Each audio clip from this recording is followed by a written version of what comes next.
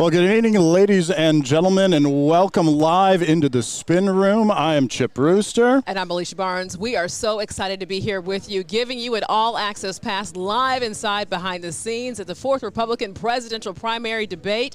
And, Chip, this is going to be exciting. I'm brought in now from Charlotte, North Carolina. Alicia Barnes. WJZY. You're here from Chicago. We're here in Tuscaloosa, Alabama.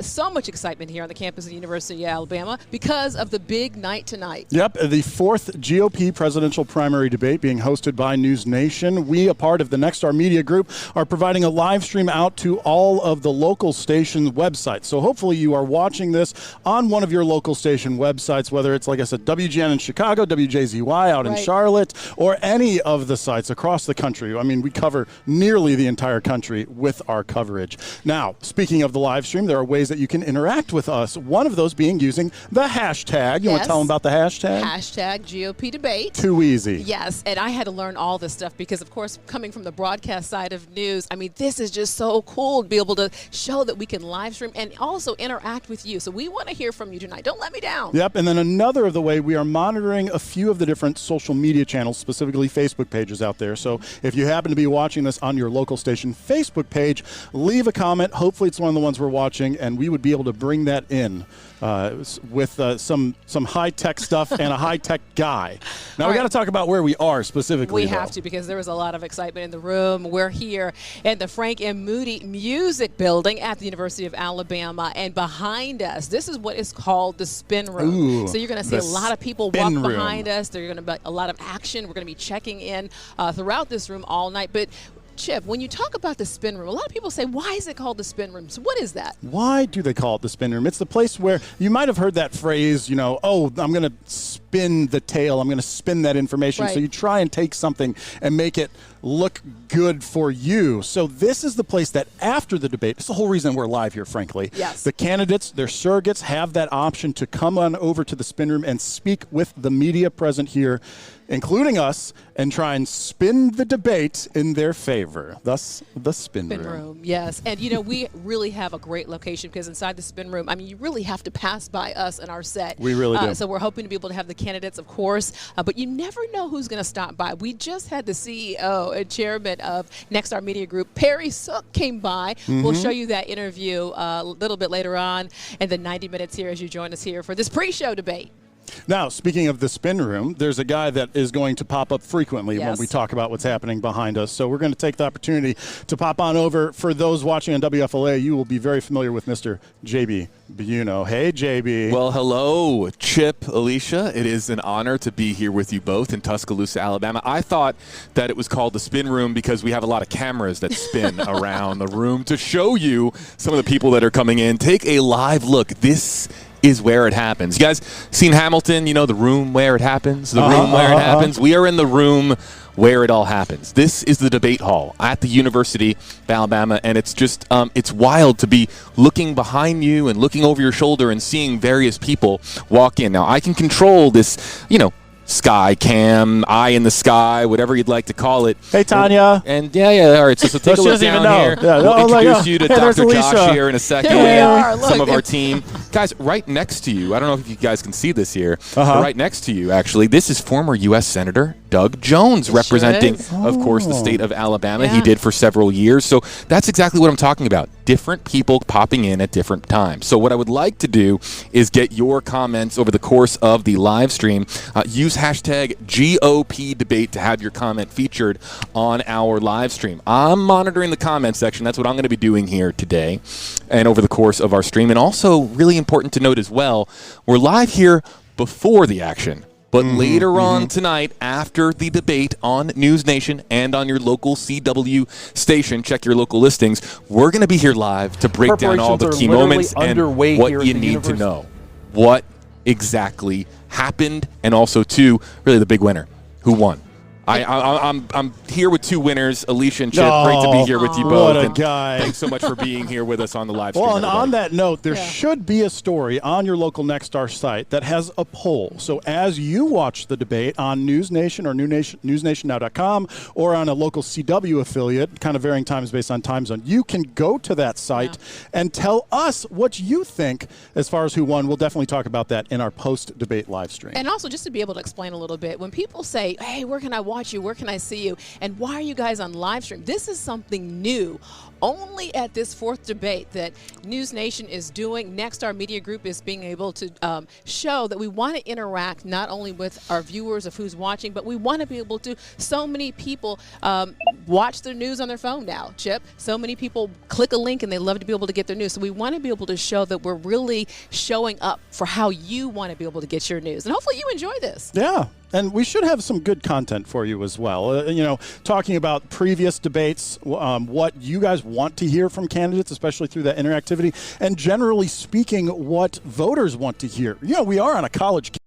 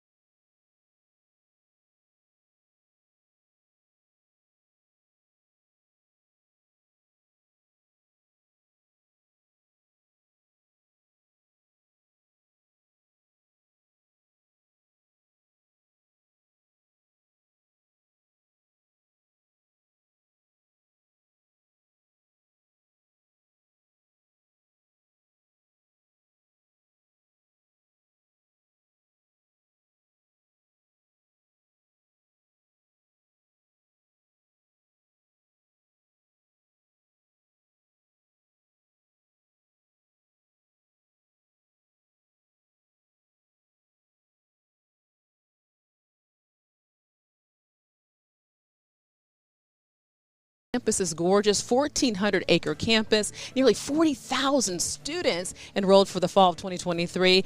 And now we're going to bring in Rashad Hudson, our Washington, D.C. bureau reporter. It was so nice to be able to kumbaya with him over the last couple of days and really pick his brain. He's now on the University of Alabama on the campus there, and he's on the quad. So the video I'm going to bring in is from last night. Right. I didn't get the updated video with the daylight, so don't be confused by that. But we will have him live later in the live stream. So this is still that video, though, of Rashad, who I think you're the one that told me the factoid about his. He is a University of Alabama alum. And it's just so He's nice the right guy to be able to help us set the scene. So, Rashad, set the scene. Preparations are literally underway here at the University of Alabama as the site behind me will be the host of the fourth Republican presidential debate. The stage is set. Wednesday night, 4 candidates vying for the Republican presidential nomination will hit the stage. Florida Governor Ron DeSantis. We must reverse our country's decline. Former UN Ambassador Nikki Haley. We need to know that a strong America doesn't start wars, a strong America prevents wars. Businessman Vivek Ramaswamy. People in my generation feel like the American dream isn't available to them. And former New Jersey Governor Chris Christie. I'm tired of seeing the anger. Will all make their case live from the University of Alabama. That will also air on many CW stations across the country. Moderators Elizabeth Vargas and Megyn Kelly say the goal is to make voters well informed ahead of that critical decision. I've watched these candidates say, I'm going to seal the border. And I keep saying, how? And so now I get the chance to actually ask them, exactly how is that going to work? Fewer candidates mean much higher stakes. They're not going to be able to give 30-second answers and move on. And like past debates, former President Trump and the frontrunner in this race isn't expected to participate. He's also calling on the RNC to stop holding these debates altogether. Reporting from the University of Alabama, Rashad Hudson, back to you. All right, Rashad, and we'll check in with Rashad a little bit later here in this live stream. But let's talk about who's going to be on the stage tonight and who's not going to be on the stage. Of course, we know that former President Donald Trump will not be here. The elephant's not in the room, right, for as the it would debate. be. But looking at the 4 candidates who we have, Ron DeSantis. I'm going to do a little something funky. Don't freak out. This is going to be the countdown screen just so I can get the picture of the 4 candidates there up. You go. I so love ignore it. all the rest and look at that photo as we talk about it. All right, we have So Florida let's go Governor. left to right, just so there's no confusion. Okay, there we go. So let's do former governor of New Jersey, Chris Christie. Then we have governor of Florida, Ron DeSantis. And we also have former governor of South Carolina, Nikki Haley. And then we have businessman Vivek Ramaswamy. And we learned also, too, from being here on campus, Vivek rhymes with cake. It's a very easy way to be able to remember his first name, Ramaswamy. Studied. Yes. We studied. That's what we did. We did. So those are the 4 candidates that have made this stage. Now, to get there, it took an increase of a couple of criterion. We are missing one from the last debate, but that's because he dropped out. We are missing 2 candidates who didn't make the cut based on criteria, and then the one, Donald Trump, who chose not to be here. But let's hit that criteria. They increased it to a combination of things, but the big ones were poll numbers. So in order to qualify for this 4th GOP debate, the candidates had to hit either 2 national polls separate, where they were at 6% polling of likely voters who would vote for them, right, or 1 national poll, 6%, and 2 separate state polls of 6%, and those states very specific. It's some of the early states. Right, and keep in mind, this is 2% higher than the last debate in terms of 4% was the threshold there. But Chip and I walked in, and we saw the stage at the same time. Yeah, and it is just an incredible sight. And then we noticed that there were 4 Yeah, because that podiums. was 2 days ago. My 2 days goodness, ago, we this got is here. flying by. Yep. We got here, and we were like, wait a minute, why is there a 4th podium on that stage? And so there was some concern if Chris Christie was going to be able to make this cut. Yep. Of course he did. He's here. And what's really interesting, Chip, we have to let everybody know, is we randomly ran into Chris Christie last night, and we want to. Yeah, let's show you. Let's take you there. Okay, here we go. Right. This is And there we go. This is called working hard. Yes. I ran into former Governor Chris Christie, and you are getting ready for your debate. I am, Big Alicia. performance tomorrow. We're Very happy big. that you're here. I'm happy to on be the here. campus of University of Alabama. Absolutely. And he's going to stop by our show tomorrow, so you can be able Roll to Tide. see him live after the debate. We're going to get all your thoughts, what happened, how you feel moving forward. Thank you. Can't wait to be with you, Alicia. All right. Thank you so much. Thank you. Former I mean, you Governor heard Chris him. Christie. You got it. Okay. This is called You heard work- him right there. Can't That- wait to be with us. that Okay, was well, at called- least with you. I'll get out of the way. That That's was fine. called commitment right there. That's what that was. That was commitment. A different way to judge a candidate. Do they show up to the Next Star Media post-debate live stream? Oh, yeah. See, we should have made a side bet. We still can. We have a whole debate to get through before we get there. Oh, so much to be able to discuss. And we have a guest now that we want to be able to bring in, a professor here at the University of Alabama, Dr. Josh Bramlett. And we are so excited that you're joining the conversation. Tell us a little bit about your background, because I understand that you are a presidential debate expert. Well, first off, thank you for having me, and a hearty Roll Tide. Yeah. to you Yes, all. I indeed. hope that Tuscaloosa has been treating you well the past couple of days. It's great to have you all here. So I study strategic political public relations, and I am a professor in the Department of Advertising and Public Relations. And as a part of that public relations, I understand you've been studying debates like back to Lincoln kind of debates. Is that right? So the Abraham Lincoln and Stephen F. Douglas debates are romanticized. They in really history. are, I could yeah. quiz you on that. I know You can have try. Some familiarity, Here's I the imagine, problem: as an Illinois. is I'm from Illinois, and so I'm going to get these wrong, Okay, and let's. people are going to I be want like, to just for giggles, quiz them a little bit. "Okay, all right." Okay, the quiz question, and maybe this could be for the audience. Okay. We I like it. we romanticize the Abraham Lincoln and Stephen F. Douglas debates. However, they were not presidential debates. What were they debates for? Oh, was it state senate, It was very close. state rep, state something, U.S. Senate for Illinois. U.S. Senate? Okay, so I was right on the second half, not the first half. Right. Good job. So Well, that in was 1858. that was just luck. Don't count me. And so I researched televised candidate debates from a strategic communication angle, and I'm very honored just to be here in the spin room. You all nailed it on defining the spin room there. I just It's realized exciting. something. One moment, everybody. That's why you didn't sound your absolute best there. Can you hear us now? I Oh, can. no, he Okay. could hear us before, but he was picking up on that mic right Oh, there. okay. All right. okay. That's From good. when we interviewed Perry Sook. Anyways, please continue.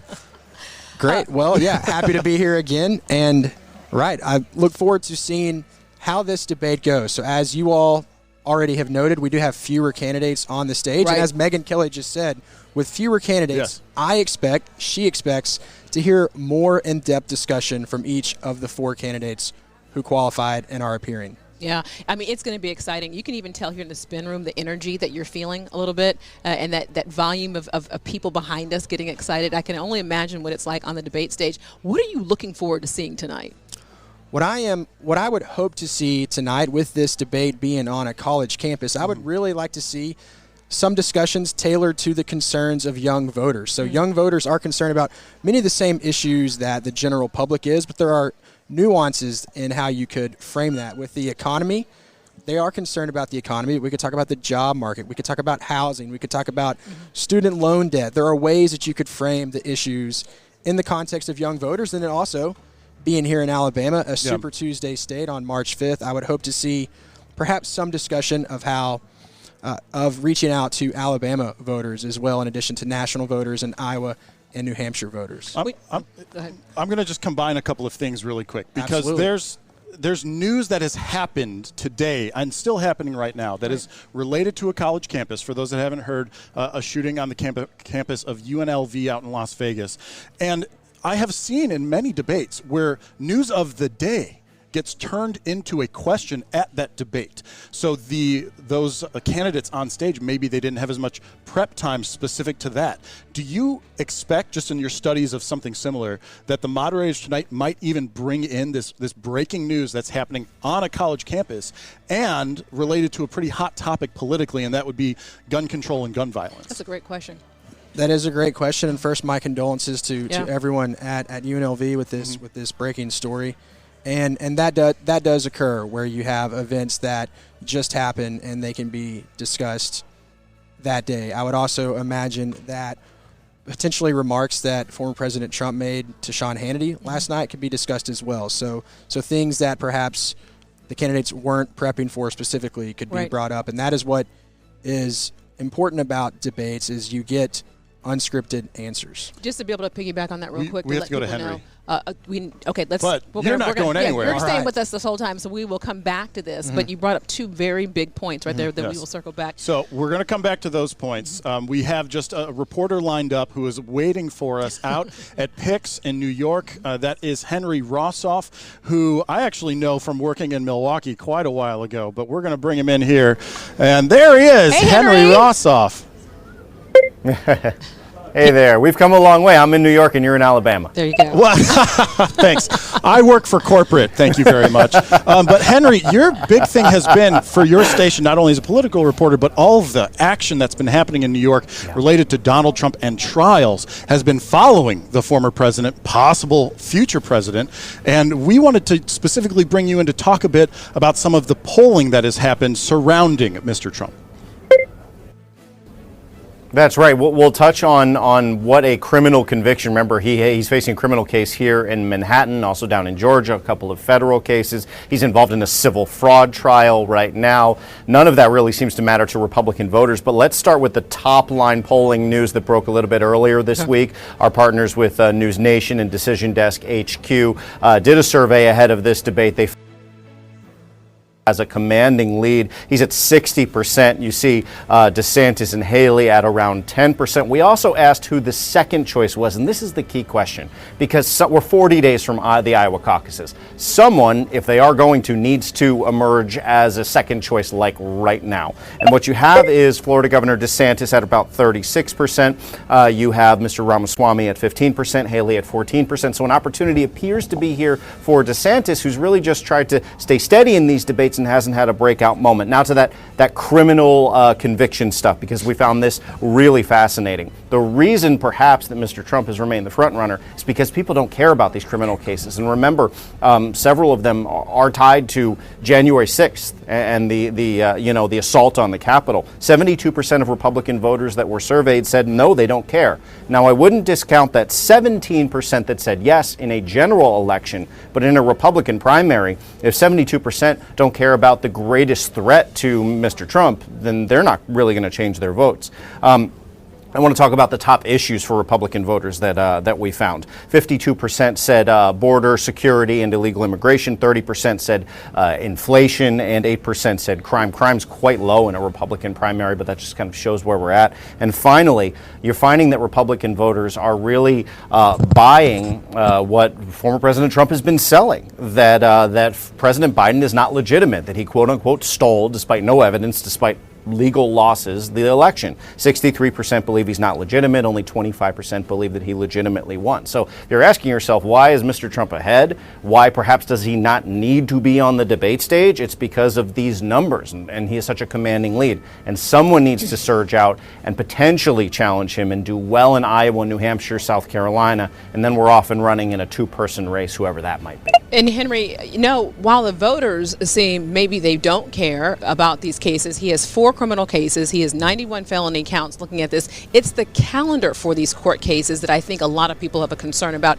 As we move into the Iowa caucuses that are starting in mid-January, he has a court case that's coming up on January 16th, and that's with the E. Jean Carroll civil defamation suit. Also leading into Super Tuesday, he has a huge one, March the 4th, for the federal trial over former President Donald Trump's alleged illegal efforts to overturn the 2020 election. So when you look at the calendar of the election cycle and the primaries that we have in place in the Iowa caucus, how does that play into Trump being able to be at all these places and campaign on his election? Well, it's really going to highlight the fact he's in New York early next week to finish the civil fraud trial as another example for you, although that's not quite as close to an election primary contest. But, it's really going to put on full display for his opponents, especially for Mr. Christie, who's really the only one who's been going after him on this. Hey, is this the guy you want? The guy that's sitting in a federal courthouse and can't be here for you, for the voters of South Carolina, Iowa, New Hampshire? It's going to put that case on full display. And then you fast forward to a general election where former President Trump could, innocent until proven guilty in this country, absolutely, but could be facing sentencing, could be facing potential jail time, could have already been sentenced to jail. It's going to crystallize that case that many of his opponents are making, be it Florida Governor DeSantis implying electability, which is kind of code for this, or former Governor Christie implying, hey, he could be in jail, saying it directly. 2 things just to be able to piggyback on what you just said. 2 very good points, too, that you made. Chris Christie did make the cut tonight. He's going to be on the stage. He is the only candidate so far that is going after Trump. So I feel like we're going to be able to have that in play. But also, too, the new news in terms of what he just said last night about, hey, I'm only going to be a dictator day 1 if I do get the job, and how that plays in. I really think that you're going to have possibly, from what we're hearing here in the debate, that you're going to have more candidates that possibly take that run of going more a little bit Trump heavy. What do you think? I think it's entirely possible. We know from the team that is preparing for this debate, Megyn Kelly, Elizabeth Vargas, and the whole bunch of producers. We know how this works. There's a million people behind the scenes that are making this thing fly, and it should be a great event. I've already said they're going to, without being specific, because they don't give away specific questions, bring Mr. Trump into the debate more than other moderators have in the first 3 debates. So I would not be surprised. Again, Henry's opinion, not what the moderators are going to do. I want to be clear about that. Henry's opinion here say that it's quite possible they could play that Hannity quote and demand that each and every candidate answer for that. Now, for a candidate like former Governor Christie, that's easy. It feeds into narratives that he's been talking about. For a candidate like Mr. Ramaswamy, who's I don't think I've ever heard him directly criticize former President Trump, it's going to be very difficult if they pin him down on a moment like that. Yeah.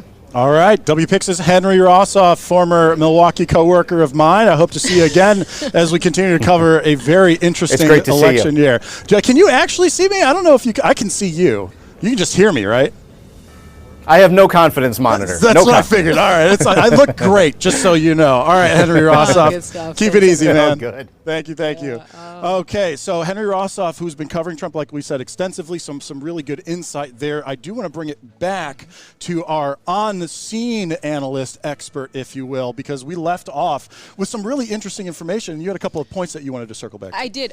One, just to be able to give everybody an update with the Las Vegas shooting on the University of Nevada in Las Vegas. That happened last night just before midnight, and we have confirmed 1 person has died. Multiple victims, though, so we are still monitoring that. But I think the bigger piece as to why you brought this up, Chip, too, not only to be able to share the breaking news, but we are on a college campus. And I think that you just cannot, your heart doesn't go out to what happened, but I think that too, those topics have to be brought tonight on the debate stage. Do you think that those are something that the candidates are going to tackle in terms of gun safety? I would imagine that it would be discussed with it being on a college campus and being a major breaking news story. Mm-hmm. That's what I think. I think those topics that you see that are in real time is something that I think Megyn Kelly is going to go for, Elizabeth Vargas, or they're really going to be able to hone in to see where the candidates there. Just historically speaking, are there a couple of topics that are just always brought up at debates? Or have you seen in your studies that it really does vary every 4 years to every 4 years based on current events of that time?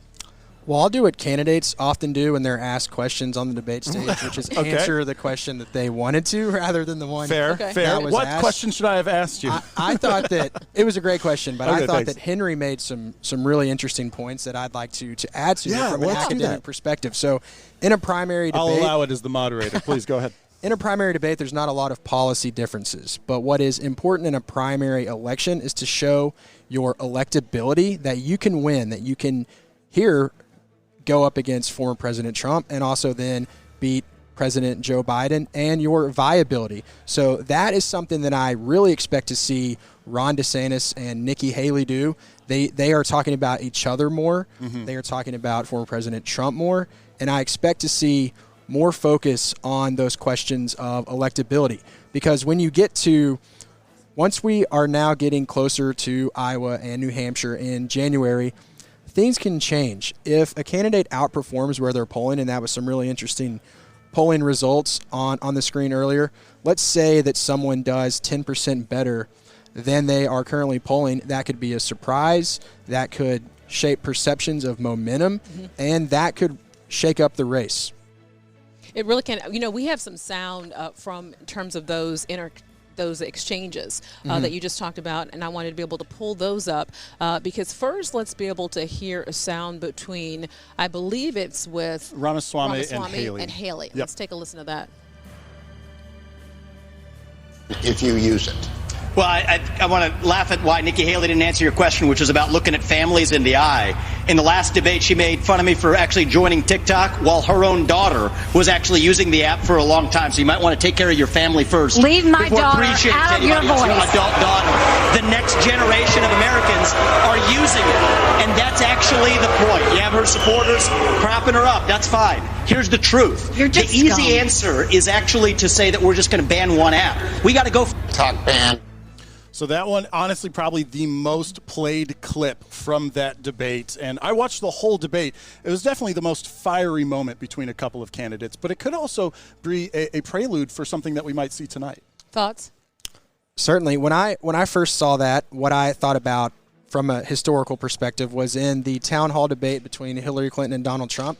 They were asked, I believe it might have been the final question. It was give each other a compliment, and what they chose to compliment each other on Their kids. were their families, were their children. And so that was the basis of civility. That was the common ground. And so that was what was stark to me in the previous debate. And then, of course, coming into this debate, what we could see is more back and forth between Ramaswamy and Haley, and I imagine Haley and DeSantis as they are talking about each other more. One of the things, and just from covering Nikki Haley for so long, you know she is great with her zingers. She's great with her comebacks.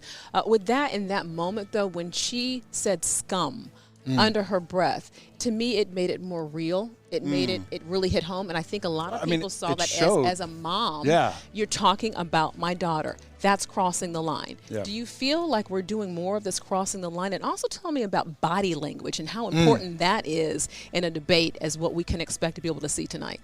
Well, I'll be an academic nerd and cite my Love it. sources. Yep. So Patrick Stewart, one of my friends at the University of Arkansas, he has a book that actually looks at how there has been an increase in interruptions between candidates, in booing and laughing from audiences. So that is something that I'll look for, is what kind of audience dynamics there are. But there has been an increase in that type of rowdy behavior since the past few decades. What's interesting, I think, and you can be able to chime in on this, is how the candidates are polling after the debate. Nikki Haley is the only candidate, when you look at the numbers, and we can go through them now, that is seeing an increase or a bump. And when you talk about electability, it's also that message that voters hear, oh, your numbers are rising, your numbers are rising. But keep it into context, though, she's still second compared to Ron DeSantis. But how does that play? When you look at where somebody is from the first debate to the second debate to the third debate, I know that's one of the things that you analyze, especially being at all the debates. You know, I have the numbers. I was like, where did you have that? I know I saw it in your book. I have all the numbers in terms of where the the candidates fair. But looking at Nikki Haley, I want you to chime in on that as to how she's increasing. Ramaswamy is the candidate where you're seeing that biggest drop, and also with Ron DeSantis. Right. You're right that there has been a gradual increase for Nikki Haley since August, and that is why I think that since she is the candidate who is gaining in the polls, we will very likely see more questions from the moderators and then more unprompted attacks from her opponents on stage. Well, let's review one of those. So the last debate, Haley and DeSantis had an exchange. I'm going to bring that one up right now. If you use training sites at 2 of your airports now, one which is 12 miles away from a naval base. Then you have another company that's expanding, and they were just invaded by the Department of Homeland Security. So mine was 10 years ago. You gave Yours them was stuff. 6 I months didn't ago. give them anything. What's your story? And I abolished that agency that she's talking about. No, Enterprise Florida, we abolished it, and of course we banned China from buying the land. website Not last exactly week. a Go great check. recruiting pitch if you're banning them from purchasing land. scrubbed the website So we stood last up week. and we Thank you, done the Ambassador right thing Haley. in Florida. Mr. Ramaswamy. Okay, well, there's that exchange. And it goes to your point, how they started to target each other because they are so close in the polls. They are looking to be the potential who's in second place and what that means. I mean, it depends on who you ask. Whether it's, they're targeting a future run. They're targeting a spot in administration. Could someone be the VP, even though Trump has very specifically said none of them will be his VP candidate. Yeah. So that's kind of what you're talking about, though, is that you expect to see more of that Haley and DeSantis targeting. And also when watching that clip, I noticed the body language that you just asked about. And so what's important with body language is a variety of things. If it's a split screen, then how you react while someone's talking matters to voters. Al Gore famously sighed while George W. Bush was talking in 2000, and so that had a negative impact on him. Barack Obama in the first debate in 2012, he looked down a lot. He was being thoughtful, but he looked down a lot, which projected perhaps not a lot of confidence in that first debate. Yeah. He came back in the second much more prepared, and so projecting confidence is important, and then how you react while the other person is talking. If you just get genuinely angry, that's a raw moment that people can see. There are people like you who nerd out about this and study this and go to the candidates and are probably hired on by their teams to study them and then give them that kind of feedback. I'm sure of it. Tell me I'm right.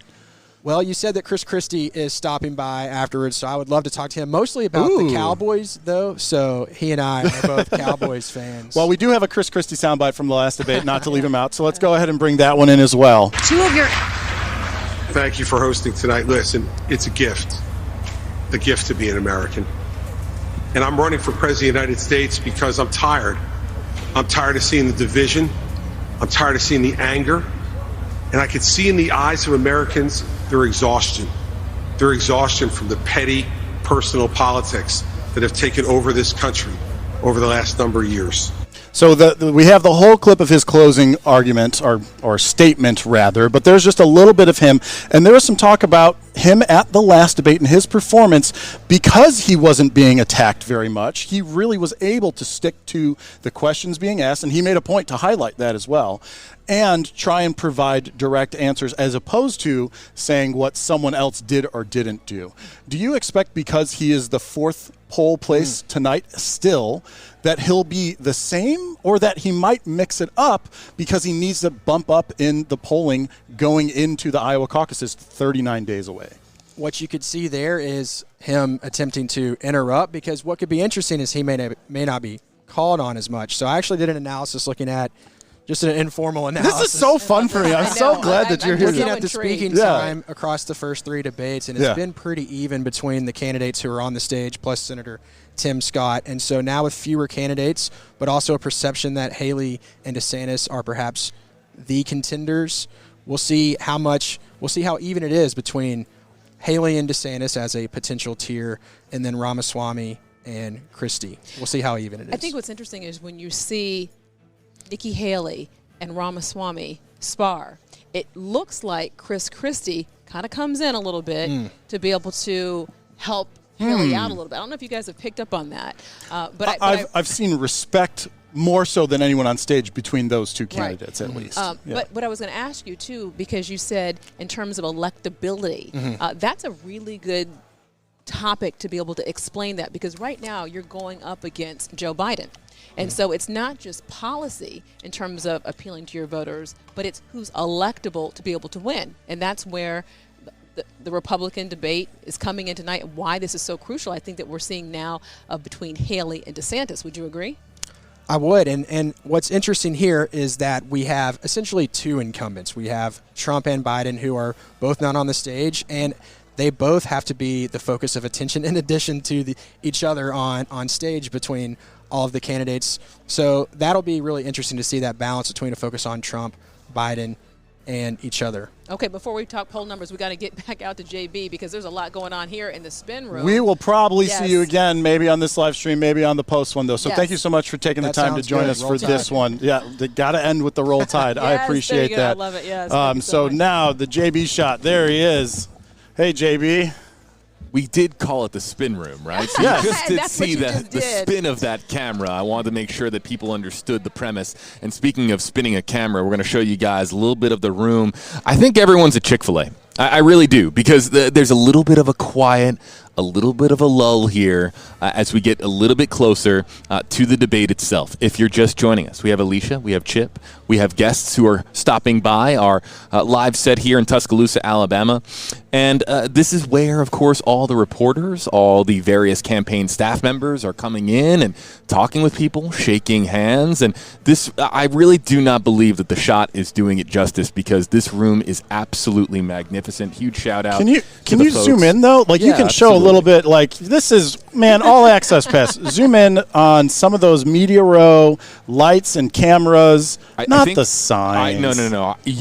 Boring. I need to zoom in on the signs for one reason. Okay. People will not believe how big this is. Yeah. We're seeing it on an angle, but this looks like it could cover most of a like an NFL football field. It's that absolutely massive, to give everybody some context. And then yes, this is what it looks like for reporters before a major event like a debate. You're just, chugging a couple of Red Bulls, you're eating some crackers, anything that you can.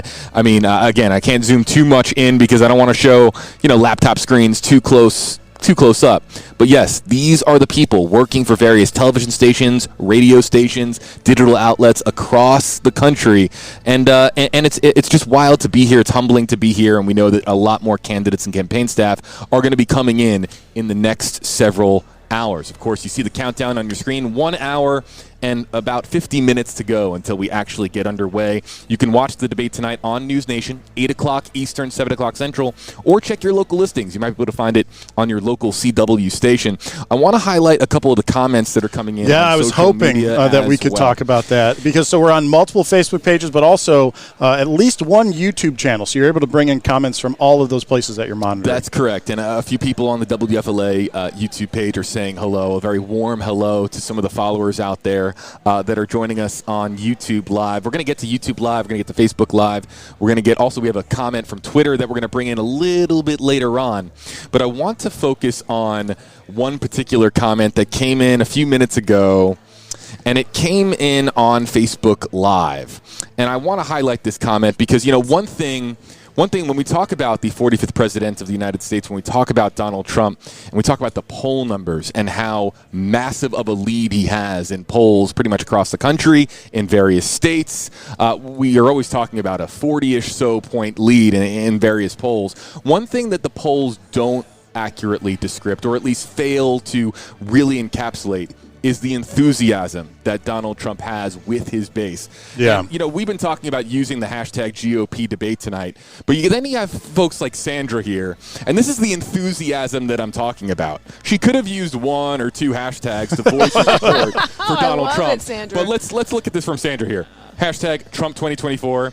The only choice. Hashtag Trump 2024 to save America. Hashtag Trump 2024 now more than ever. I'm not going to shy away from these comments. I'm always looking at social media comments and trying to really capture the realism out there. Mm-hmm. And if we want to be real, a lot of the most enthusiastic tweets, posts, shares, live comments are in favor of Donald Trump, who, again, as a reminder, is not here tonight. I also would like to show a comment that came in earlier from YouTube Live, and this one came, let's see here, from Honey, and this was coming up when you guys, this particular comment came in earlier when you guys were talking about Vivek and Nikki sparring. Talking about, in her opinion, not seeing Ramaswamy as presidential material or Nikki Haley. And again, this goes to show the loyalty that Donald Trump has in our comment section and polls across the country. So, look, use hashtag GOP debate or comment in one of our live comment sections. I am monitoring those comments. We want to show different perspectives, different angles. We have a great question on Twitter. I am still calling it Twitter. I can't call it X. Sorry, Elon. I'm just still calling it Twitter by habit.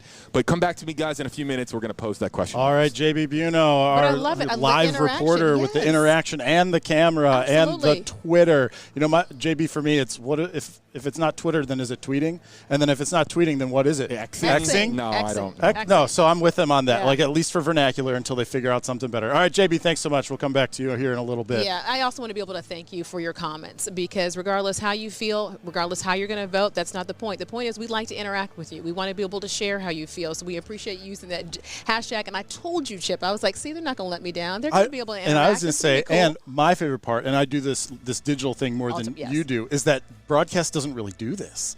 With live interaction, bringing in live comments and monitoring stuff, and allow. We kind of do. Queen City News, we do a lot of cool things. There are functions out there that allow yes, it, but here in the digital world, man, we're all about that interaction. So, that's kind of speaking of interaction, though, we have some more live interaction queued up for everybody.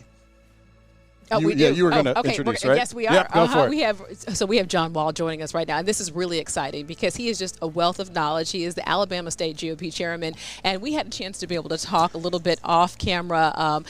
One of the things I think is so fascinating, not only is he the youngest GOP chairman, but he is also a butterfly farmer, and I just think that is just really incredible. Can I just say that the pre-interview focused more on butterfly farming than it did on GOP? Hey, look, as it should. There's a lot of GOP chairmen. There's only one who's a butterfly farmer. Fair enough. Yeah, thanks for being here, though. No, it's good to be here. Look, this is a great day for the state of Alabama. Like, first debate in Alabama history. And I love that. I love that we're on a college campus and just what this brings to our state. Yeah, go ahead. I was just saying, there was some early for the third debate. People are saying, it's going to be in Tuscaloosa. They're hearing murmuring. So obviously the discussions, as we found out, had been happening for a little bit. Were you involved at all, though, with the RNC and if we went to Alabama, if we went to Tuscaloosa, and what that would have looked like, and here how we are today? Well, obviously, I was encouraging this process. Makes sense. Yes. See, I heard you were a huge factor in terms of this debate that we're having here. I have been working, pushing, begging for this debate to happen for over a year. Okay. And I say that I kind of joke with the begging. This was actually there's a lot of credit due for this being in Alabama. Yeah. Debate committee chairman Dave Bossie, tremendous guy, has been great to work with. He really deserves a lot of the credit for this being in Alabama. But, for me, what better state than Alabama to host a primary debate? Right. A general debate, you're looking for a swing state. You're looking for a larger population state. But when you think about a primary debate, you're looking for a state that is kind of a bellwether state for the Republican Party principles. And I think if you look at it in that context, Alabama makes perfect sense. We are kind of that conservative red state that really shares the Republican Party's values. Yeah. And so I think it's very fitting that Alabama's getting their first debate. It is interesting, though, that you're at a college campus, which even in a deeper red state traditionally has some more students that are left-leaning than right. And I don't know the political makeup of the University of Alabama specifically. I was going to say, be careful, because you're talking about a college whose colors are red and their mascot's an elephant. So, but really, to your point, though, there's a lot of undecided voters. Yes. We spoke to a lot of college students here at the University of Alabama, and a lot of people were excited about this debate because they felt like they could be able to hear where candidates stand on issues, especially because you have 4 candidates now, so that pool is shrinking down, which kind of makes you feel like you're going to have more of those talking points that you can be able to understand. That's right, and I hope a lot of that is centered around younger voters because I think that it's an important demographic. Like you were saying, there's interest there. People, young voters want to be included. They're suffering the same thing everybody across the country is, with the cost of living, gas prices, foreign policy. They're the ones who are going to inherit all this stuff that we're facing. But you bring up a good point in that they're undecided. I looked at some recent numbers with voters under 30, where you had not the Republican or the Democrat possible nominees, Donald Trump and President Biden, as their first choice. It was actually Robert Kennedy Jr.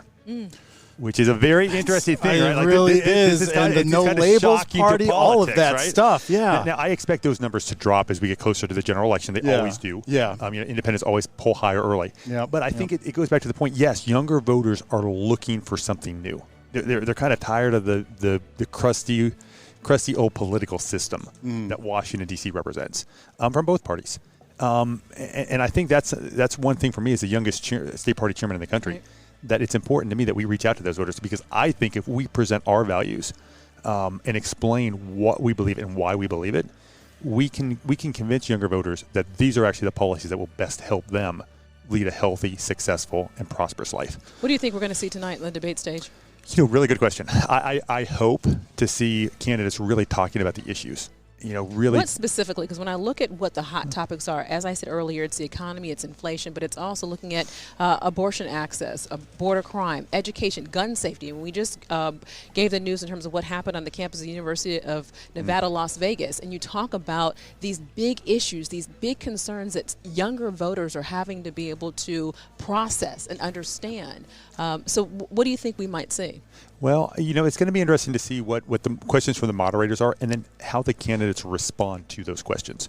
A lot of times that's the bigger issue on a debate stage. And candidates are famous for that, answering the question the way they want to. But you brought up education, and I actually think that's an issue that the Republican Party has not focused on as much as they should. But by education, I mean a deep dive into education, school choice, making sure children have equal opportunities in education. These are Republican principles. Democrats are oftentimes tied with teacher unions that are very aggressively opposed to school choice or giving parents options. And with the Republican Party needing to kind of gain traction with middle-aged voters, and especially middle-aged women, and what better issue than to talk about getting parents back in control of education and putting them in the driver's seat. And to your point, you seeing that education definitely needs to be top of mind, top of priority of the candidates that we have who are on the stage tonight. What are their policies? Who do you feel does the best job of really conveying their message?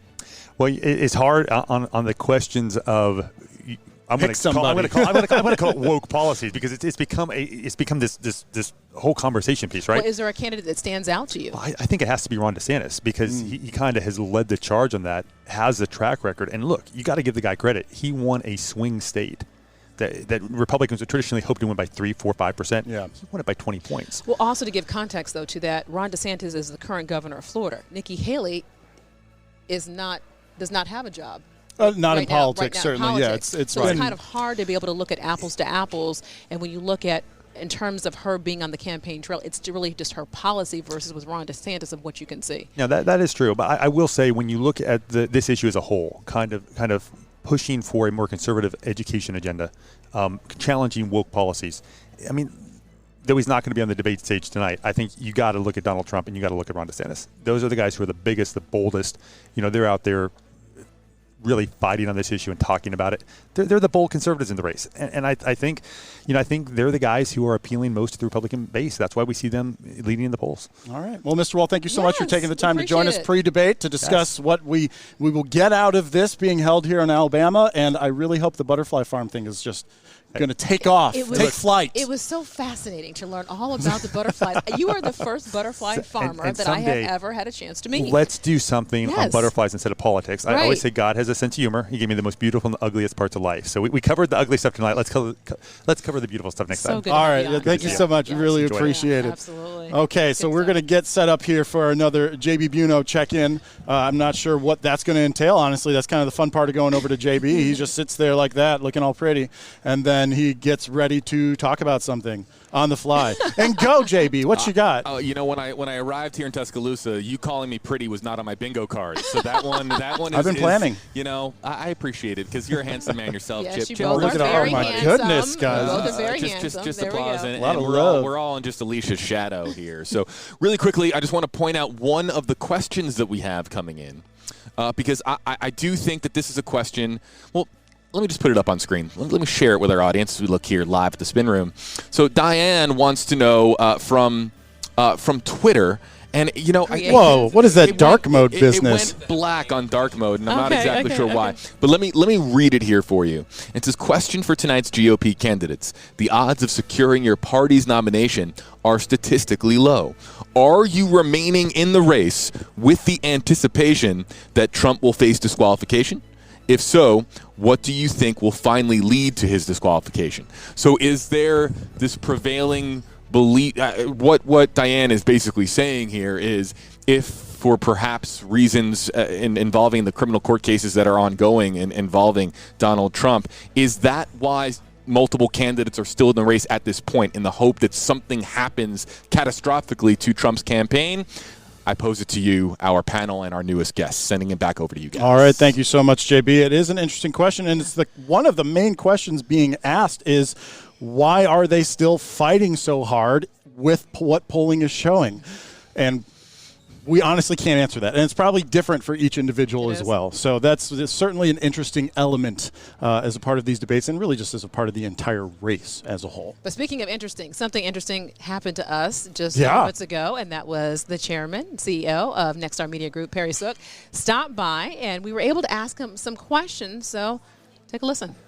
We are so lucky, CEO of Nexstar Media Group, Perry Sook, taking just a few malfunction of the night. What am I missing for the button here? Well, at least Let me pop that down and go to We are so that. lucky, Oh, there it is. CEO of All right, Nexstar here we Media go. Group, Perry Sook taking just a few moments to join us to talk about the big night. That's and weird. Oh, It is a big I don't night. hear the audio. specifically Oh, it's for because News it's a Nation, fresh for one. the Hold on, Nexstar everybody. Company. Boom. What did it mean to you as Now. CEO when you officially landed a presidential primary debate? Well, it's really kind of a validation of what we're doing and what we're building, and the fact that literally 2 months after our third anniversary, our third birthday, we have a national political debate on our air. It's a special moment for our company, not only News Nation, which is the primary beneficiary of this, but the CW network, which we also are a majority owner of, will be carrying this on 100% on their stations, reaching 100% of the country. In addition, and that plus our digital assets. I mean, for me, it's a proud moment, also a humbling moment. You know that 3 years in, we have a national political debate. I will tell you that those guys that sound like rhyme with Fox, they didn't have a debate until they'd been in business for 8 years. So in this environment, as competitive as it is, and as involved as social media is, for us to be at this level, I think it's people saying, we like what you're doing, we trust you, we're going to give you the benefit of the doubt. Here's your shot. When you walked in and you saw the set and you saw just the lights and you saw the setup, did it exceed your expectations? And tonight, what would make it a success in your eyes? The debate? Listen, I think what would make it a success is if any of the candidates or all of the candidates were to not spend time tearing each other down, but to spend time making the case as to how they would lead this country. I think our country is hungry for leadership, and I think if someone were to begin to exhibit those talents and articulate a vision, I think it would resonate. Now, I am not a political consultant. People get paid a lot of money to tell them to yell and scream at each other, I'm sure, but from my perspective, if they would appeal to their better angels and come out and talk about their vision to lead this country. I love that you're CEO of Nexstar, and the response to that question wasn't, viewers or this much reaction on social media about Nexstar and News Nation. It was about the debate itself. Well, it's a special night for us. Yeah. I know how much all of this costs, and it's going to be for us, an opportunity to show what we're capable of in this, fledgling startup network, whatever you want to call it. Don't call us struggling. We are not struggling. By every metric, we are the fastest growing cable news network in history. And yes, our audience is small, but it's growing. It's consistently growing. And in this company, I tell people, whether you're running a podcast, anchoring a news in Charlotte, North Carolina, or running a debate or a national cable network, all I can ask you to do is take what you've been given and grow it, make it better. Our goal is never to be number one, because if that's your only goal, even in local news, you'll never be number one. But if your goal is to be better every day, you'll wake up one day and say, holy cow, guess what? We're number one. I mean, it's got to be the byproduct of doing a great job every day. Not that I want to be number one. I'm going to tell everybody we're number one, because the viewers don't care. They want information. They want to be spoken to honestly, and they don't want to be talked down to. And that's what I think we're trying very hard to avoid. In local news, we do that every day. And so why would that not apply on the national stage? And that's what we're trying to create here. And quite frankly, it'd be easy if we said, listen, we want to go to the right or to the left and, appeal to a camp and be an echo chamber. That would be so much easier. It would. But I also have to look at myself in the mirror every day, and that wouldn't be better for America, and that would not be the kind of legacy I hope survives me at our company, that we built a news channel here that is, we hope will, is built to last. You mentioned legacy. Did you ever think, having one station in Wilkes-Barre, Pennsylvania, that you would ever host a presidential debate on this level? Who knew, right? I mean, it's you put the magic beans in the ground and you have no idea how tall they're going to grow. But I think it's the byproduct of what we've done forever.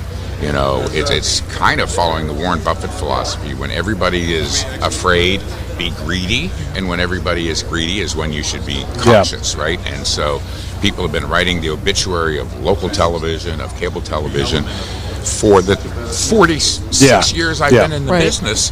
And look, we built a successful company, and what everybody says is a business they've written off. But I'll tell you, what's not written off is developing content that interests people, that is meaningful to them, particularly at the local level, and then take that same philosophy to the national level, and helping, our sales force, helping the business community, helping businesses grow. That will never go out of fashion. Now, technology could change how we do it, and as we go forward. But if you remember that the company is here to produce content and to facilitate, B2C transactions, then that will never go out of style. And so that what we do is more important than how we do it. Absolutely. And a lot of times people get all caught up in the how, right? Well, there's a podcast. How's that affect? Well, you know what? We need to meet the viewers and the business owner where they are, and meet the viewers where they are. Yeah, and like on digital, where we're live streaming here tonight. If we can do that across all platforms and are relatively indifferent as to whether we break news here, we break news up on the stage tonight, whatever. But if there's solid content out there, and we are the author of that, then we have succeeded. So tonight's already been a success, and I guess when the ratings come in, days down the road, we'll just know it doesn't matter the degrees to which we're successful. Final question for you, sir. How did you pick your tie for this evening? My tie? It's interesting because I wear a lot of blue suits and, blue shirts or white shirts and red ties. And I actually asked my wife this morning, I said, does this look too much like a candidate? Am I a candidate wannabe? Because that's the last thing I want to do. So I put it on, went to the office in New York this morning, flew down here, and I said, you know what, I'm going to stick with it. I'm going to go with it. But I did have a blue tie in reserve in case I needed to make it's a good mix. I like it. It's red and blue. I think it's great. Yes, there you go. Yes, there you go. Very good. It was a pleasure meeting you. Thank you so much for taking the time, Mr. It really Sook. was. Thanks for having me. Absolutely. Thanks for everything you do. All right, there you go. So that was, you saw the time in the corner. That was from when we recorded it. So you could see it was like an hour before we began this live stream that Perry Sook was able to sit down and tell us about his take on everything that went into tonight, how it has turned out visually, and what it really means for him and the company Nexstar. Right. And now I'll tell you, we told you when we walked in and we saw the debate stage, Chip, it was stunning. I geeked out so much. I was like, how did they get the light? And I'm not a techie person, but I was like, this is absolutely beautiful. There are some people that we need to credit. Do you think we've buttered up the next guest enough here? Okay. On, Phil Alonji. There we go. We're bringing in. A little more. We're bringing in the sparkle on the ceiling. I don't know how you did it. So good. If I had flowy hair, this is when I would flip it back. Now you're out of New Jersey. Your company's out of New Jersey, but this is your thing. Is you go around and you put together and make the magic happen. Explain to me that, because we're just looking at this and walking in and going in all these different rooms. There's just so much equipment. Yeah, sure. Take me through. So my father and I, also a Phil Alonji, the more famous Phil Alonji, both have journalism backgrounds. He was in charge of special events, politics, and breaking news for NBC, for the network, for decades, and left to start his own company. I had worked at the Today Show, Nightly News. I was a news director at PBS. a brief detour to true crime, and then Dad and I had joined forces in expanding Alonji Media. So we have lots of experience putting on live events and broadcasts, and we've been fortunate to do. I mean, gosh, I think Dad's done over 100 debates at this point. I'm at about 30. Wow. And each one of them is different. Well, and I was going to get to that point exactly. On the creative side, how do you approach what that layout is going to be? I imagine the space is a big factor, what you're lighting, what the stage looks like. But, like, what about the candidates? What about the topic of the event that you're putting on? How much does that weigh into the design of it? Yeah, absolutely. And, like anything else, content dictates form. That's, the great Stephen Sondheim said that. And so, first and foremost, we make an avenue and an environment for the candidates and the moderators to have worthwhile discussion. So one of the things I love about this particular venue and this particular production is that you'll see how intimate that environment is, that there's only some 800 so people in the house, which I think is in our experience a really good sweet spot. You often have, the first couple debates of the cycle have been upwards of 5,000-6,000 people. Now you can fit a lot of people that can be in there, but it's hard to keep control of that room, to keep voices down. And it's really only about what happens on stage, and so appreciative of what, Next Star and News Nation are doing. You know what? We have a little bit. We're talking about this. I feel like a lot of people When maybe we haven't are- seen it yet. So let me bring in a little bit of video here. I'll just mute that because we don't need the audio. But this is a rough look of what it looked like 2 days ago when we first got some shots of it. So is there anything specifically that you'd like to call out that you guys like, this is unique to this debate? Maybe you've never done it before? Absolutely. Yeah. So this is an acoustic recital hall, obviously, in the Moody Music School here at the university.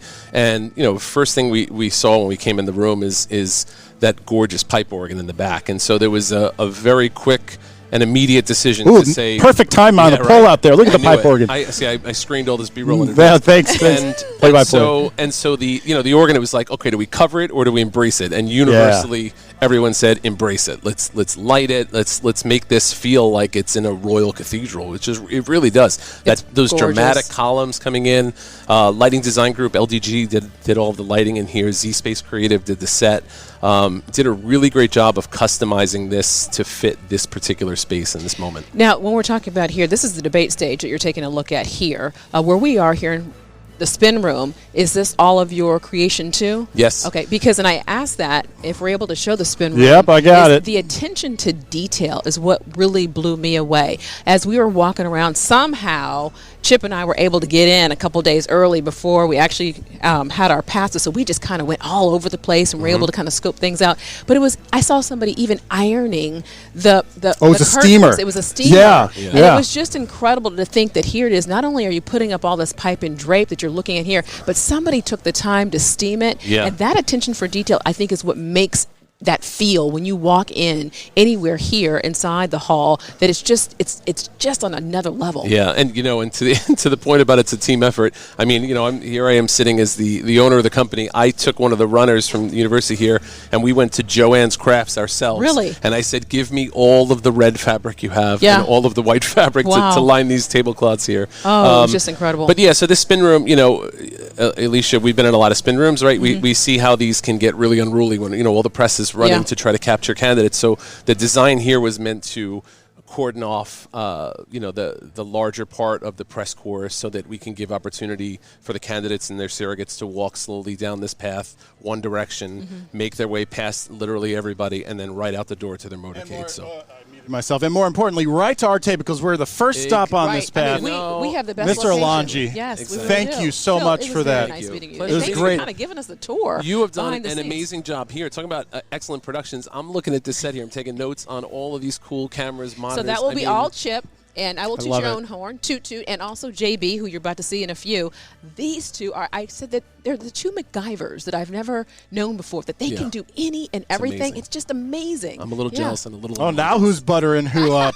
All right, Phil Alonji. Good seeing you. Thank you so We much. appreciate it. Thank you so much. Yes. So we've been talking about the University of Alabama campus, its involvement, how that's playing a role. Well, when Alicia and I got here a couple of days ago, before we even got into this space, we were walking around the campus. You were talking to students to hear their thoughts and opinions on what they think about the debate and what it might mean for them. All right, so let's take a listen. I wasn't ready for that. Oh, you weren't. So let me tell you it's this, okay. because there is something I want to be able to tell you about the students at the Okay. University of Alabama. I'm ready now whenever you are. Okay. They have the nicest students. And now Chip, as he set that up, I'm going to tell you the real thing. This is the real since we're live Ooh, stream. yeah. Chip was driving. I would just jump out the car and start talking to students because we were trying to be able to find out as much as we could. And it was really cool because even the students who didn't want to go on camera, they had such beautiful manners. I just felt like they had that Southern hospitality. So shout outs to all the students who I met. But now take a listen to some. I'm ready now. Here we go. I was very excited. I have never seen anything like this, and to be part of history, it's very cool. And I think the biggest issue that a lot of people are talking about is employment rates. I know for me personally, that's a huge deal as to whether or not you're going to be able to get a job once you get out of college. Are you more interested in watching the debate or more interested in politics because it's going to be on your campus? Most definitely. I feel like this gives me more insight, being that it's up close and personal. Roll Tide! Roll Tide! I was very excited. All right, there you have it. Hearing from a couple of the students. We're going to hear from a couple of more right now on the set. We switched it out, so Alicia is gone, and I have got Avery and Paige in that order, two of the students. Can you guys start, just briefly introduce yourself, year in school, what you're studying, and then we'll get to the meat of this conversation. Yeah, so my name's Avery. I'm an English and political science major, and then I'm minoring in journalism as well. Very cool. Paige? Hi, I'm Paige. I'm a junior here at Alabama, and I'm studying news media. Okay, so when you guys first heard that a GOP primary presidential debate was coming to campus, what did you think? Avery? I was excited. I think it's really cool that we get to have such a big event here with all of the candidates coming, and everyone gets to either watch it on TV or watch it in person. So, your reaction when you first found out? I actually thought it was a really cool opportunity for our university. The fact that we were able to have potentially the next president of the United States to be here on campus and to be around the students was so important. And I also think it's really important that they have a debate on a college campus because we're really influencing and motivating kids our age to get out there and to vote. And for some of the students here on campus, this is the first election that they'll be voting in. I brought up that exact same point. Do you need to tell me something? Okay, you're looking at me like you needed to tell me something. Do either of you have passes, have tickets to actually watch you debate live? I do not. I plan on watching it here Okay. in Spin Room. I do not either. No? I have to go home and work on a project. I'm so sorry. Well, you'll be able to see the highlights. Watch our Yeah. post-debate live stream right here on your local Next Star Station site. Regardless, if you do go and watch the highlights, if you hear about what happened, what topic or topics are you particularly interested in hearing from these candidates on? We'll start with Paige this time.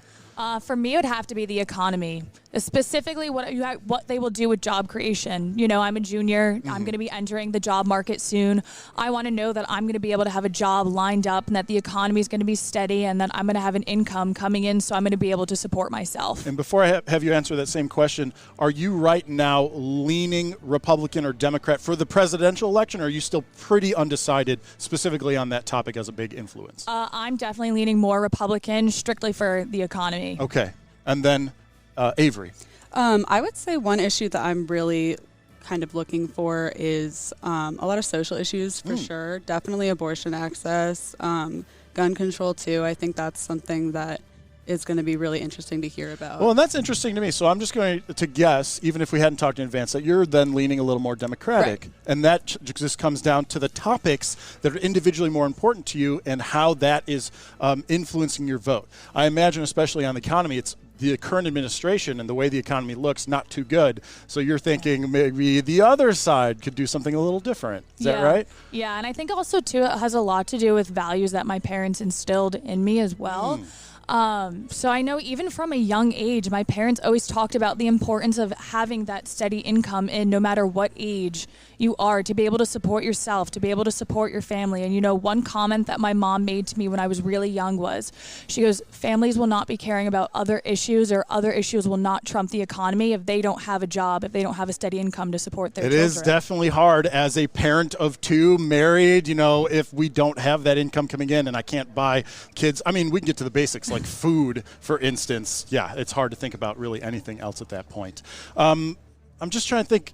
coming out of this debate here on this campus, do you think there will be a change for the campus, for your fellow students? Like, how much this is the question I want to ask. How much do you think this debate will influence the way your fellow students view and consume politics going into this next presidential election year? I've honestly seen a lot of people getting really more involved, I would say, in politics because the debate is being held on campus. I think people are more excited about it and are kind of trying to learn more about the debate itself, just because I think a lot of students that are going here that aren't interested in politics as much aren't really familiar with how a debate might even work and how an election happens and stuff like that. So I think that people are getting more involved for sure. Okay, Paige?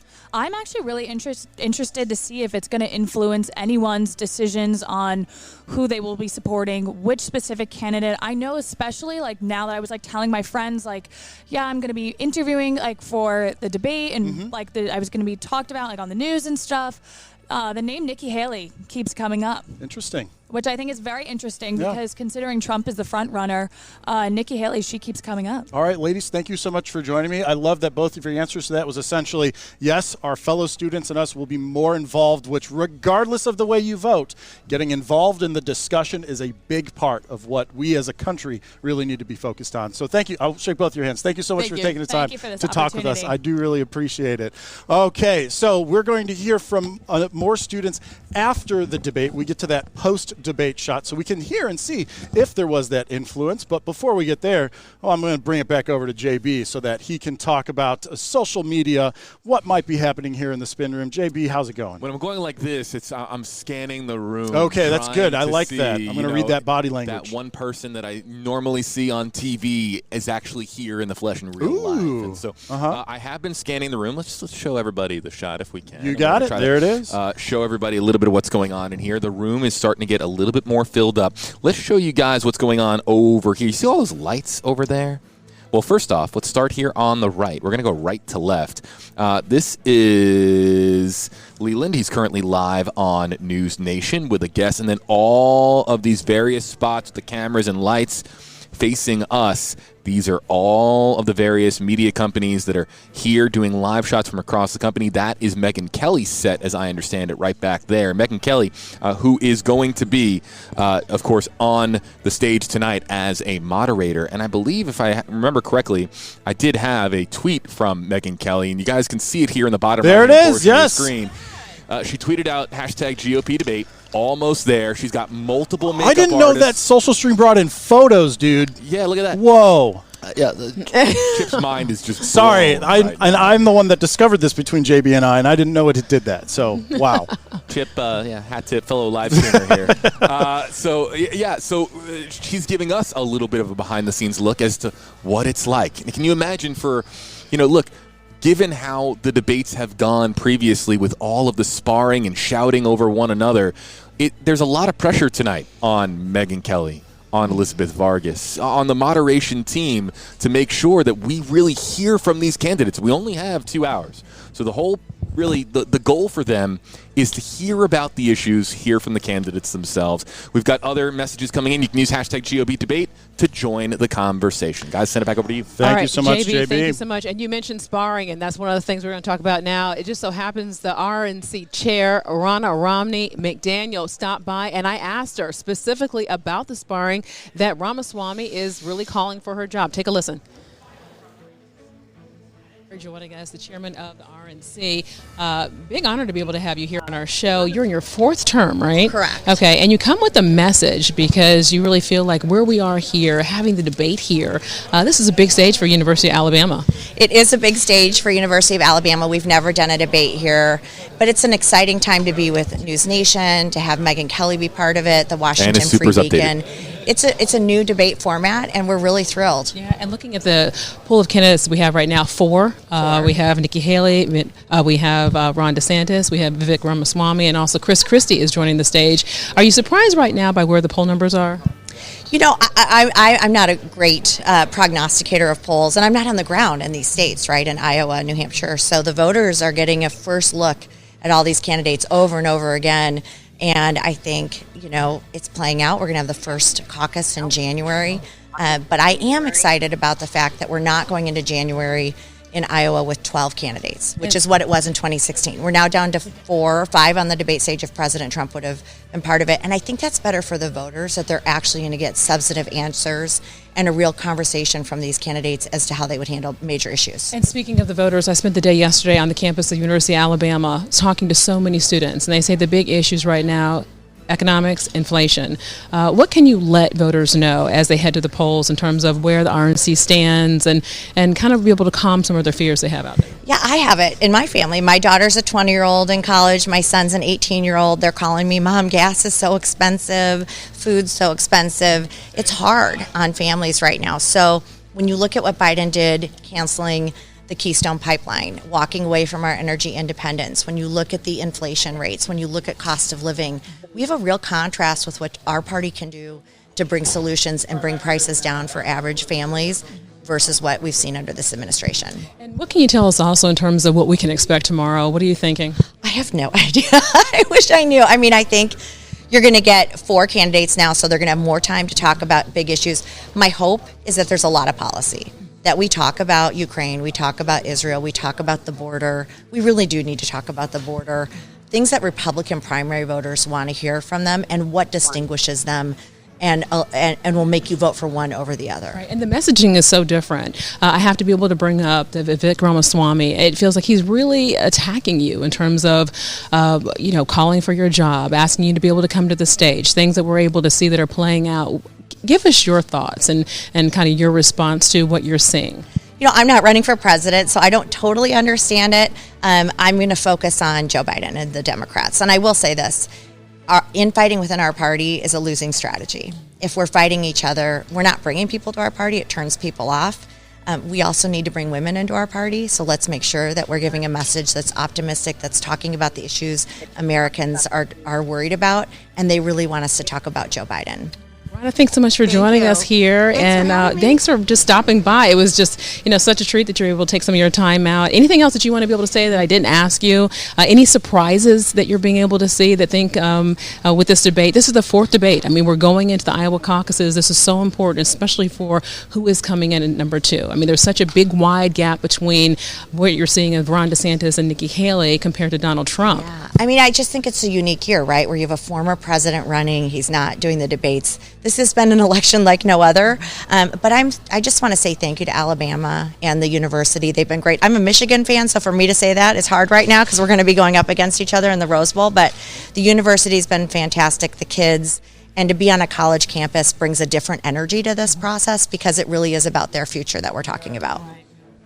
Thank you so much. Yeah, thank you. Appreciate it. Rhonda McDaniel. All right, Alicia, being able to sit down with the RNC chairwoman, it's only in the spin room that we can get all of these big names in one place, and that's what's so cool about watching this live stream. Well, what's so cool too is our location as to where we are. So hopefully you'll join us for the post-show debate because we're hoping all the candidates stop by the spin room. We are, as Chip just said, in the prime location. You can't pass by us and ignore us. But maybe we're going to have people that say, "Oh no."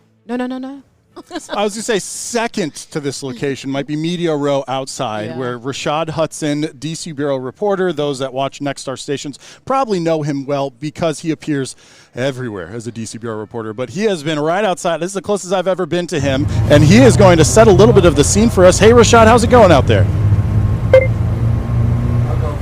Hey, Chip and Alicia. Right now, it's kind of died off on the media front right now. We're still here. But earlier, there was a line of people, and we'll kind of zoom in into the front of the building, but there were a line of people waiting to get in. They were eager to hear from the candidates, to hear what this smaller field of candidates debating tonight have to say. I've talked to some people just in passing here as we've been doing our reports. They're saying they want to hear specifics from the candidates, specifics on the issues of the economy, crime, the southern border, foreign policy.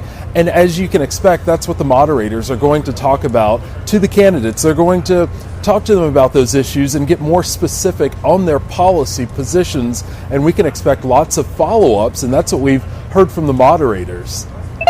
Rashad, I have a couple questions for you. One, you have insight like no other from covering politics. So talk to us about what we can see tonight in terms of body language and also the talking points that the surrogates give to the candidates. Explain that a little bit, because during commercial breaks, they kind of get these pep talks, right? yeah, body language is going to be key, but it's also going to be key after whoever is attacked first, and then that person will have a chance to respond. And the last debate, we saw where Nikki Haley and Vivek Ramaswamy really went after each other, and those attacks sort of got personal. He referenced her daughter, she called him a name, but there was no follow-up during that debate, and that's something that one of the moderators, Megyn Kelly, mentioned. She wanted to see more of that interaction between Haley and Ramaswamy, given that he had mentioned her daughter by name. Usually candidates try to leave family members out of these things, but that was a big moment in the last debate. But as you mentioned there about the surrogates, talking with the candidates, brushing them up on their policy positions, and making sure that they're as polished as possible because they're in front of a national audience. They've got to prove why they feel they are more qualified to take on former President Trump in the Iowa caucus, as well as move on to take on President Biden if they were to win the primary and be nominated. So we have a lot to look forward to tonight in that debate, but as you can imagine, they're going over their talking points right now. Surrogates are talking with them, their campaign people are talking with them, and you guys will get a chance to talk with them after the debate in the spin room. That's where you really get that inside information. You got that right. I do want to ask one more question for you. And your experience having been on the political beat, having spoken with people who are going to these debates, this is likely to be the last debate before those Iowa caucuses. How important will the closing statements be for each of these candidates? The closing statements are going to be key in terms of going on to the next round, which the next round will be the real thing, the Iowa caucus on January 15th. But the two people that are sort of tied for first place, according to the polling that we've seen and that you've talked about, Nikki Haley and Ron DeSantis, they've got to sort of close the gap on each other. Now, Nikki Haley last week picked up a big endorsement from Koch Industries. That's a big arm, a big fundraising arm of the Republican Party there. So the money will be there for her. Ron DeSantis continues to fundraise pretty well as well, but they're going to have to somehow distinguish themselves from each other. She's going to play up more of her foreign policy experience. He's going to play up his attacks, as he has already talked about how he's going after the, quote, woke agenda. So it's going to be interesting to see which message from each candidate, what resonates with voters and this audience that they're going to be speaking to.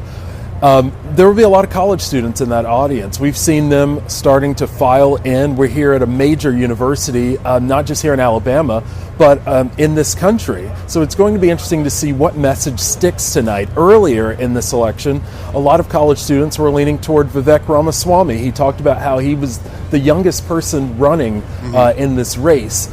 Now that support is starting to change. Chris Christie, his message will be going after the former president. It's also going to be interesting to see who directly goes after former President Trump, mentions him by name, and also how those attacks will land with this audience tonight. Rashad, I have to be able to say the Koch brothers endorsement with Nikki Haley. I plan on being able to talk about that when she stops by after the debate here I like that. on our show. That's a big endorsement, but I also have to be able to say, talk about big, you being on your stomping grounds. Yes, you are an alum of the University of Alabama. Do you just feel like getting out there saying roll tide, Rashad? Okay, since we're in a more less formal environment, I will give you a roll tide. There he goes. And one more thing here, just like the Tide was crowned champions in the SEC, one of those candidates on the stage tonight is hoping to be crowned a winner from this debate and eventually go on to compete in the Iowa caucus. Rashad Hudson, like ever the professional, right? So professional. You still ended with the DC. You did. And I will let everybody know, geeking. too, since we're, on live stream, I did geek out when I saw Rashad in person. I was like, Rashad! You really did. Yep. And he was like, oh, because, we use Rashad all the time. Right, we see you, you don't see us. But it was so funny. He was like, hello, nice to meet you. I love it. It was great. Thanks, Rashad. We appreciate you being on here with us live.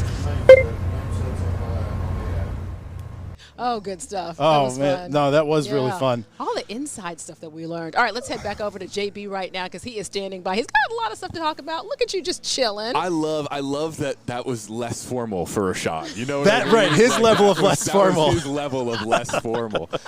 The spin room here is getting more and more feeling like we're getting ready for a debate. And we're again taking a look here on our sky cam. Going to show you guys around. We'll zoom out here a little bit and show you guys the room. I don't think that any of the local Walmarts or Targets have any TVs left, because I think we bought them all for this room. That's what you're looking at here. All the various screens right now that currently have Republican primary debate. This is where we're going to be watching the debate tonight here in this room. I want to get to some of the questions and comments that we have coming in, and one I want to highlight in particular. Okay. One of the, as far as social media activity goes, one thing that we have seen after the previous several GOP presidential debates is the frustration that people have when you can't hear the candidates because they're talking over one another. That's something that we have seen. Then also James here bringing up this comment, hashtag GOP debate. Since we are so divided as a nation, since we can't talk to each other without discuss sometimes, what would you do to change that, to undo the hate? This is a question that James is posing to the candidates. And I like this one. He's got the cat in the profile picture. As a fellow cat person, James, I absolutely love it. But I agree with him as far as, look, it should be about the issues tonight. It'll be interesting to see. This is their fourth go-around at this now. How much of that sparring is going to be going on? How much of it will be about the issues? I, for one, want to know. I know others online want to know as well. Chip, Alicia? All right, JB, thanks for that. I have to show everybody this. You can see these all over campus showing who is moderating the debate tonight, hosted by News Nation. Megyn Kelly, Elizabeth Vargas, Eliana Johnson, you can be able to see. And it's so cool to see the students here on the campus holding up these papers and kind of just reading them, taking interest in the debate. Speaking of taking interest, we've a couple minutes left, and we have Dr. Josh, who's going to be able to join us back here, who is a You know what? professor. I'm going to show it. I'm going to show the camera swinging around just so people know how. Okay, so you'll be able to see how this Yeah, this is if I want to do the 2-shot, this one I want to do the 3-shot. Anyway, just a little cool. behind the scenes. All access pass for you guys. It is. But Dr. Josh, we appreciate you being here with us, a professor at University of Alabama. Final thoughts? Absolutely. Well, we are getting excited about this. And one thing to piggyback off of something that one of the students just said is that debates aren't just about watching it, someone wins, and then that changes the outcome of an election. Debates are the main information opportunity for voters to learn about candidates, where they stand on the issues, how they are as a personality, and they are activating events for voters to sign up to volunteer, to donate, to Google somebody, to go to their website. And so this debate has an opportunity to activate young voters and Alabama voters who are Super Tuesday voters. So it should be exciting from that perspective. And then one other final thought, this hasn't been mentioned yet, but I'll be interested to see if they ask Ron DeSantis about the college football playoff. We are here in Alabama, and Florida State did not make it, and there's actually been Florida politicians who are talking about investigating the college football playoff committee. So that will be interesting. Oh, interesting. Will that be asked to Ron DeSantis, and how would he approach that, being here in Alabama, trying to win over Alabama voters? Hey, we got to give a shout out, though, to Alabama. Did you watch the Alabama-Georgia game? Of course. I mean, what? I'm not letting you know who I was going for, but it was an exciting game. Let's just say that. You mentioned something interesting with the delay of impact from the debate, where it's not like an immediate, and it's going to have some trickle as we get into the actual primary vote season. That brought my mind to the point of, okay, we still have 4 candidates who qualified, technically 6, 5 that qualified, 4 that are present, 6 that are still declared. Did I get all that right, everybody? I think that's right. Okay, because good. One just dropped out. Give us the history of that in terms of. No, there's 2 that are still in. We talked about this last night. So 5 qualified, Asa Hutchinson, 2 that aren't here. So 7 total declared candidates at the moment. Asa Hutchinson is still in the race. Yep. Former President Donald Trump is not here tonight. But he's in the race. We have the 4 candidates. Yep. So I think that's 4, 5, 6. Brinkley, right? And then North Dakota Governor Doug Burgum just dropped out Well, he of the dropped. race. Wasn't there? Binkley. Thank you. Assist from the side, because that's what we were talking about last night. My whole point in bringing all that up, sorry for getting distracted, was had you looked also historically as far as the caucus and then the first official voting for primary, how many candidates drop? Or has there ever been a caucus where a candidate didn't drop immediately after the Iowa caucus? How likely are we to see it narrow in 39 days, basically. That's what we see, and that's what so many people on this show, like the chairwoman were just talking about. Now that we have fewer candidates, we can get more in-depth, and so I imagine that as we get even past Iowa, we could have another debate with 2 or 3 candidates, perhaps. Maybe former President Trump would debate once it is just him versus one other candidate. That all remains to be seen, but we're going to see it all very soon. Well, we have some exciting things. It's going to be a showdown tonight because it is getting very, very serious. The candidates are going to have more time to be able to talk. I think that everybody's excited with the topics that they're going to touch on. But when you talk about the debates, as you just said, did you happen to be able to catch the Gavin Newsom, who's the governor of California, and Ron DeSantis in terms of that debate? That's where you're able to see those matchups of other debates, and that was considered the red and blue debate, but really getting those topics and those issues out for voters. Yeah. What's interesting about the Newsom-DeSantis debate, it reminded me of in 2020 when the second presidential debate was canceled and the 2 candidates, Biden and Trump, had dueling town halls. And so to what extent are we going to see more of these non-official debates? Right. Remains to be seen. To me, that's exciting because it's more information for voters to learn, more opportunities for voters to learn about candidates and issues. So it's exciting. I'm excited. We're ready. Roll Tide. Well, thanks for joining us. Yes, are you joining us in the post as well? Are you hanging out for that? I am turning the lights off here. He's closing it down with us. All right, great. So we do need to touch on a couple of notes here before our first live stream ends. One, we are going to keep going with the live stream, but we're going to toss it over to a prepared special by our New York station, WPIX. That's going to go for the next hour, and then the debate will start. You will not see it on this live stream. Right. We want to make sure that you check in with News Nation. Yep. You can be able to see the full debate. And you can also check 2024, a crucial election year, is nearly here. See you guys later. We are more than